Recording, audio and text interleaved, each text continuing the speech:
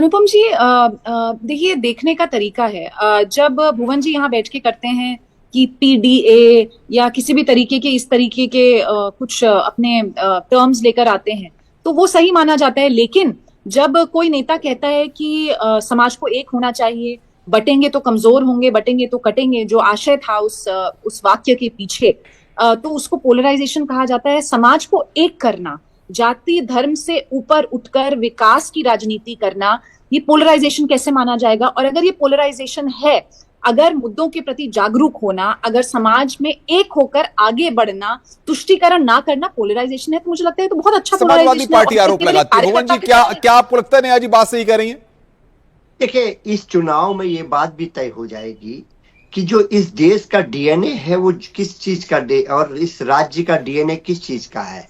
ये divide and rule का है या जोड़ेंगे और जीतेंगे का है। मेरे को लगता है ये देश और प्रदेश जुड़ने की बात करता है, जीतने की बात करता है। इस देश की संस्कृति में जुड़ना है, इस प्रदेश की संस्कृति में जुड़ना है, और जनता जनार्दन की अदालत में मुकदमा है। और किसके साथ जनता जाती है ये अब कुछ समय रह गया है, कुछ समय बाद क्लियर हो जाएगा। और मैं जैसा पहले भी कह चुका हूं, हमें पूरा विश्वास है जो पीडीए की ताकत है उसने 2024 में हराने का काम करा है, और इस बार भी माननीय अखिलेश यादव जी के नेतृत्व में पीडीए अपनी ताकत को दिखाने का काम करेगा।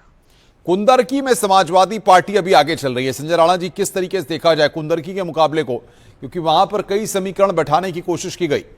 देखिए, समीकरण, देखिए कोई भी राजनीतिक पार्टी हो, चाहे भारतीय जनता पार्टी हो, समाजवादी पार्टी हो, समीकरण और नैरेटिव बैठाने की कोशिश करती है। इलेक्शन का समय है और अपने पक्ष में वोटरों को इन्फ्लुएंस करने की भी कोशिश करती है। लेकिन ये देखना बहुत महत्वपूर्ण हो जाता है कि आखिरी 48 घंटे और आखिरी 24 घंटे में जो इन्फ्लुएंस वोटर होता है, जो तकरीबन 10% ऑन एन एवरेज रहा है, जो कभी भी पलट जाता है या 72 घंटे पहले पलट जाता है, वो बहुत महत्वपूर्ण हो जाता है किसी भी राजनीतिक पार्टी के लिए। तो कहीं ना कुंदरी जो सीट है किसके पक्ष में जा रही है आपको नजर आ रहा है, और वो बढ़त कहीं ना कहीं बनी रहेगी। एक बात मैं ऐड करना चाहता हूं, आपने बोला, एक चर्चा हो रही थी कि बटोगे तो कटोगे, तो इसमें कोई सत्यता नहीं है। हमें ये समझ में नहीं आता है कि किसी भी, चाहे योगी जी हो चाहे प्रधानमंत्री ने, उन्होंने तो ये नहीं बोला कि हिंदू बटेगा तो कटेगा, उन्होंने बटोगे तो कटोगे। नंबर 1। नंबर 2, ये बता दीजिए, हम सेकुलरिज्म की बात हम करते हैं, जो सेकुलरिज्म होता क्या है? सेकुलरिज्म ये होता है कि सबका साथ सबका विकास। तो एक ही पार्टी सबका साथ सबका विकास कर रही, दूसरी पार्टियां तो अपना अपना विकास कर रही। पीडीए की, पीडीए हमारे मित्र बोल रहे हैं पीडीए, ये बता लीजिए पर्सनल डेवलपमेंट अथॉरिटी को पीडीए बोल रहे हैं